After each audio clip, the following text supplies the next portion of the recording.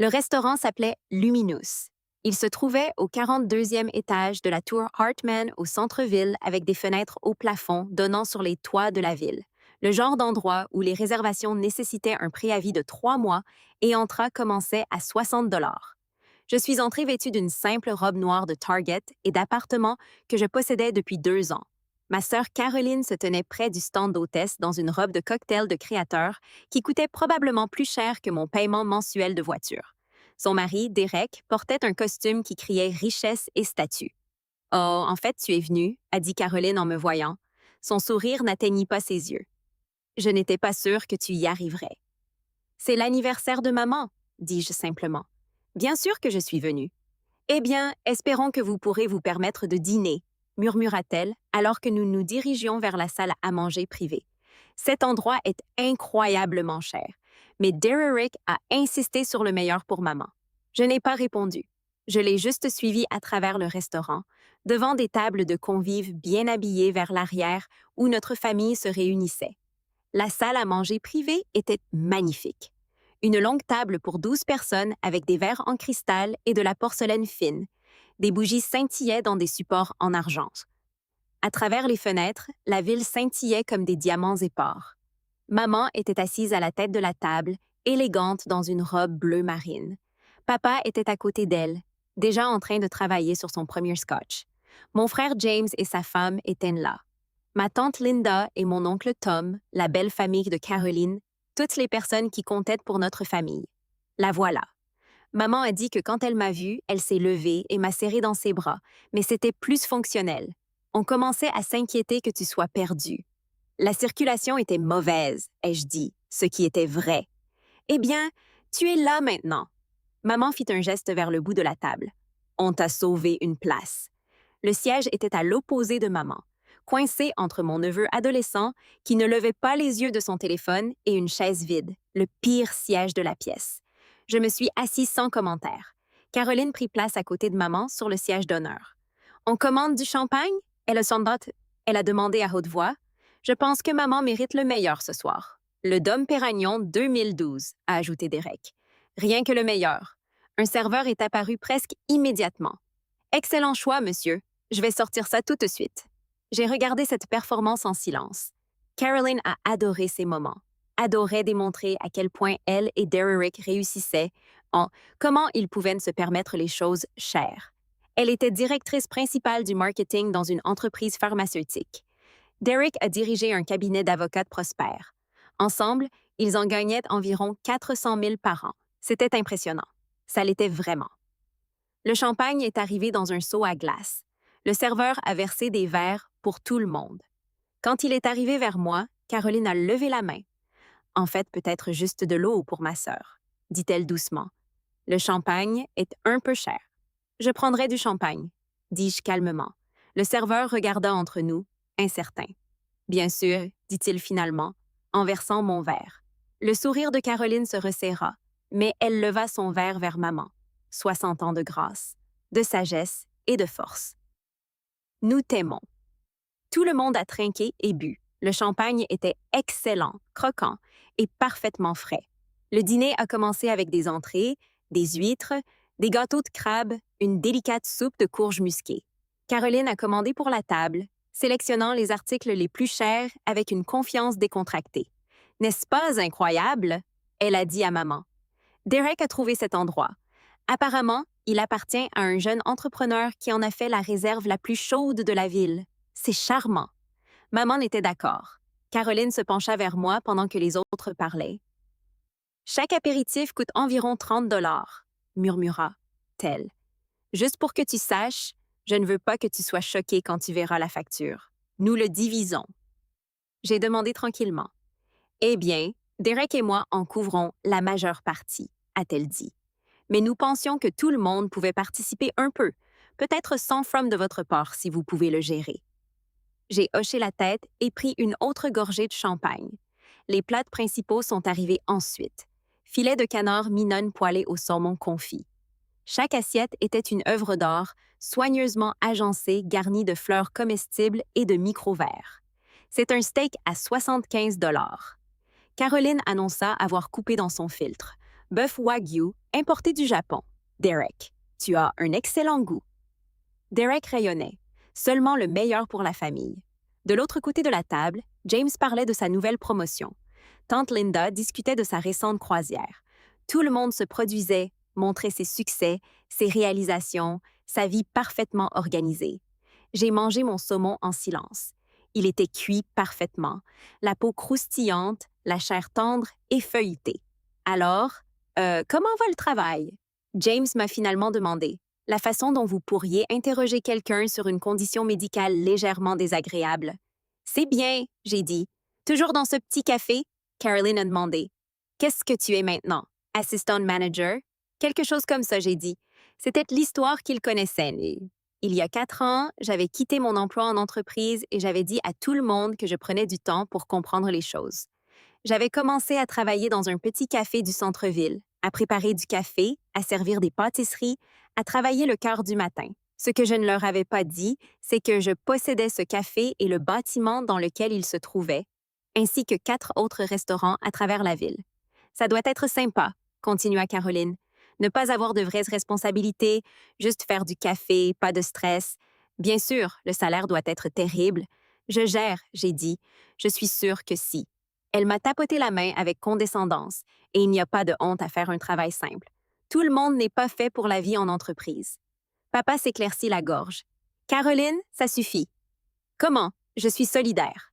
Caroline a protesté. Je trouve ça génial qu'elle ait trouvé quelque chose qui la rende heureuse, même si ce n'est pas particulièrement ambitieux. Maman a changé de sujet, orientant la conversation vers des sujets plus sûrs. La nourriture continuait d'arriver. Accompagnement, de purée de pommes de terre à la truffe, asperges rôties, pains artisanaux au beurre importé. Le dessert était tout aussi élaboré.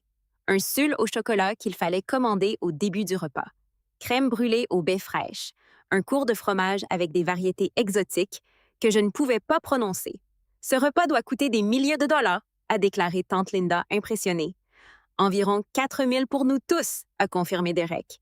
Mais ma maman en vaut la peine. Caroline serra la main de maman. On voulait que ce soir soit spécial, quelque chose dont tu te souviendrais. C'est merveilleux, a dit maman. Merci à vous deux. Alors que les assiettes à dessert étaient en train d'être nettoyées, Caroline se pencha à nouveau près de moi. Donc, à propos de ces 100 dollars, pouvez-vous le couvrir ou cela va-t-il être un problème? Ce ne sera pas un problème. J'ai dit bien parce que, honnêtement, je n'étais pas sûre que tu puisses même te permettre d'être ici ce soir. Elle l'a dit tranquillement, juste entre nous, mais sa voix était suffisamment portée pour que Derek entende et sourit. J'ai posé ma serviette et pris une gorgée d'eau. C'est alors que les portes de la cuisine se sont ouvertes et que le chef Antonio Romano lui-même est sorti. Antonio était une légende. Formé à Paris et à Rome, il a obtenu une étoile Michelin à 28 ans et a fait de Lumineuse le restaurant le plus recherché de la ville. Il quittait rarement la cuisine pendant le service et il ne sortait jamais pour les invités réguliers. Mais il marchait vers notre table maintenant, me regardant directement. « Mademoiselle Bennett », dit-il chaleureusement en atteignant notre table. Je voulais vérifier personnellement que tout a été parfait ce soir. Toute la table devint silencieuse. Chaque conversation s'arrêtait au milieu de la phrase. Je lui ai souri. Tout a été exceptionnel, Antonio. Merci, le saumon a été préparé selon vos spécifications. Parfait, j'ai confirmé. Excellent. Et la chambre privée? La température est-elle confortable? L'éclairage approprié? Tout est exactement correct, ai-je dit. Il hocha la tête satisfait. Merveilleux. Faites-moi savoir si vous avez besoin de quoi que ce soit. C'est toujours un honneur de vous servir. Il s'inclina légèrement et retourna dans la cuisine. Pendant environ 5 secondes, personne n'a bougé. Personne n'a parlé. Puis Caroline a trouvé sa voix. « Pourquoi t'a-t-il appelé comme ça? »« M'appeler comment? » j'ai demandé innocemment. « Mademoiselle Bennett, pourquoi connaissait-il votre nom? Pourquoi est-il venu personnellement pour vérifier sur vous? » J'ai pris une autre gorgée d'eau, probablement parce que je suis propriétaire du restaurant. Le silence qui suivit fut absolu. Même mon neveu a levé les yeux de son téléphone. « Tu quoi? » maman a dit chaque semaine. « Je possède Lumineux, ai-je dit calmement. Je l'ai acheté il y a 3 ans dans le cadre d'un investissement plus important dans l'industrie hôtelière. Le visage de Caroline était devenu pâle. C'est impossible. Ce restaurant vaut à lui seul les revenus doivent être d'environ 3 millions par an, j'ai confirmé. Après les dépenses, C'est l'une de mes propriétés les plus rentables. Propriété. Papa a dit pluriel. Je possède 5 restaurants en ville, ai-je expliqué. Luminous est le fleuron, mais j'ai aussi un Castor français dans le quartier des Arts, un restaurant italien près du front de mer, un restaurant de sushi dans le quartier chinois et un endroit de la ferme à la table en banlieue, ainsi que le café où je travaille, que je possède également, ainsi que le bâtiment de 3 étages dans lequel il se trouve. Derek défilait frénétiquement sur son téléphone. Putain de merde, murmura T-Hill. Elle ne ment pas, Bennett Hospitality Group. C'est toi. C'est moi, j'ai confirmé. Il a tourné son téléphone pour montrer Caroline. Je pouvais voir le profil de l'entreprise, ma photo professionnelle, la liste des propriétés, estimation de revenus annuels oscillant autour de 15 millions de dollars. Mais tu travailles dans un café, dit Caroline. Sa voix semblait étranglée. Tu fais du café? Je fais du café parce que j'aime ça. J'ai dit, j'ai commencé ce café il y a 6 ans comme ma première entreprise. Je travaille encore parfois le matin parce que cela me permet de rester ancré. Ça me rappelle où j'ai commencé. James me fixait comme si j'avais développé une deuxième tête. Comment vous êtes-vous permis d'acheter tout ça?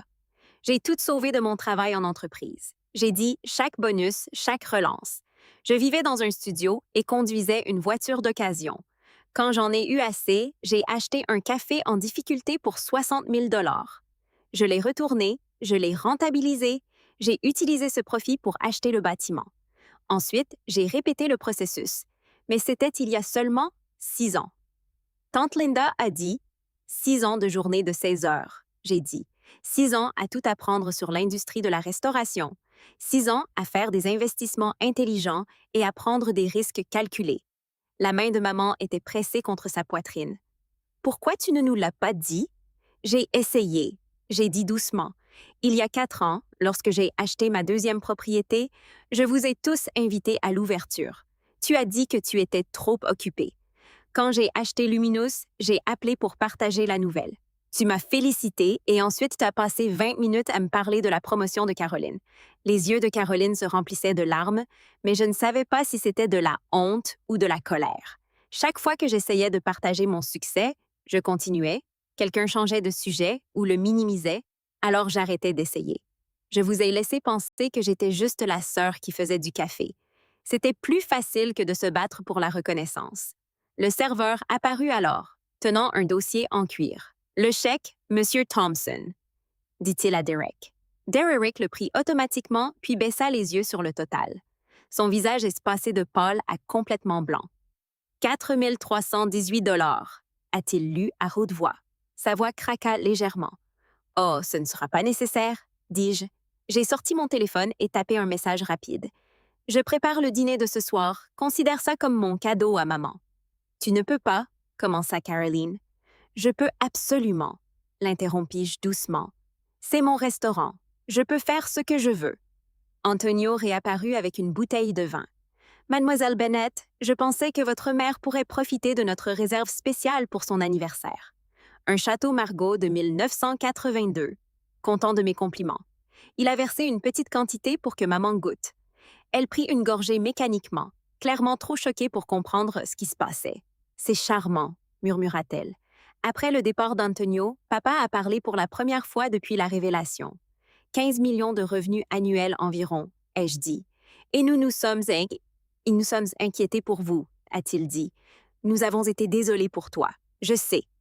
J'ai proposé de vous prêter de l'argent à Noël dernier, a-t-il dit. Je pensais que tu te débattais. J'ai apprécié l'offre. J'ai dit honnêtement. Mais j'ai été bien. Plus que bien. Caroline pleurait ouvertement maintenant. J'ai été si condescendant envers toi pendant des années. Je t'ai fait te sentir petit. Oui, j'ai dit, tu l'as fait. Je suis désolée, elle s'est étouffée. Je suis vraiment désolée. Je pensais que j'étais meilleur que toi, plus performant, plus important. Je sais, je l'ai répété, mais tu ne m'as jamais corrigé. Tu ne m'as jamais dit que j'avais tort. Aurais-tu écouté? J'ai demandé tranquillement. Elle ouvrit la bouche, puis la referma. Nous connaissions tous les deux la réponse. Maman a tendu la main de l'autre côté de la table pour prendre ma main. Je suis si fière de toi. J'aurais dû le dire il y a des années. J'aurais dû t'écouter quand tu as essayé de me le dire. C'est bon. J'ai dit que non. Maman a insisté. Je suis ta mère. J'aurais dû te voir. T'as vraiment vu? James s'éclaircit la gorge.